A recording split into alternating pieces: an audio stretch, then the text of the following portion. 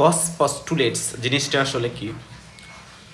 কস পস্টুলেটসের ক্ষেত্রে চারটা ক্রাইটেরিয়া আছে, চারটা ক্রাইটেরিয়া। দেখো কি কি চারটা ক্রাইটেরিয়া, 1 2 3 4।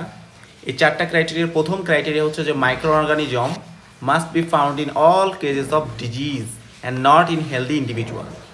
যে মাইক্রো অর্গানিজম, মূলত কস পস্টুলেটসটা একটা মাইক্রো অর্গানিজম নিয়ে কথা বলা হচ্ছে, যে যেই মাইক্রো অর্গানিজম ডিজিজ পার্সনে আমরা পাবো, ডিজিজ ইন্ডিভিজুয়ালে পাবো, কিন্তু হেলদি ইন্ডিভিজুয়ালে পাবো না। অর্থাৎ কোনো একটা রোগীর দেহে আমরা মাইক্রো অর্গানিজমটা পাবো, কিন্তু কোনো সুস্থ মানুষের দেহে পাবো না।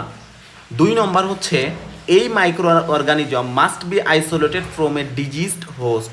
তাহলে যেই ডিজিজ পার্সন ছিল সেখান থেকে ওই অর্গানিজমকে আমরা আইসোলেটেড, আলাদা করতে পারবো, এবং সেটাকে আমরা একটা কালচার মিডিয়ামে কালচার করে তার একটা গ্রো দেখতে পারবো।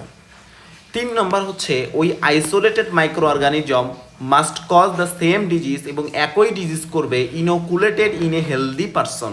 বা হেলদি একটা ইন্ডিভিজুয়ালে যদি আমি ওই মাইক্রো অর্গানিজম আলাদা করে ইনোকুলেটেড করি, তাহলে দেখা যাবে ওই হেলদি পারসন বা সাসেপ্টিবল হোস্টের মধ্যেও কী হচ্ছে, ওই সেম ডিজিজ তৈরি হচ্ছে। 4 নম্বরে হচ্ছে দি মাইক্রো অর্গানিজম মাস্ট বি রি isolated from experimental infected host.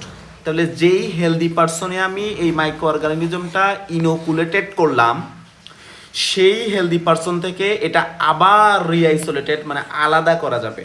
এই চারটা জিনিসই হলো সমন্বয়ে কস পস্টুলেট, যেটা দিয়েছিলেন বিজ্ঞানী রবার্ট কস।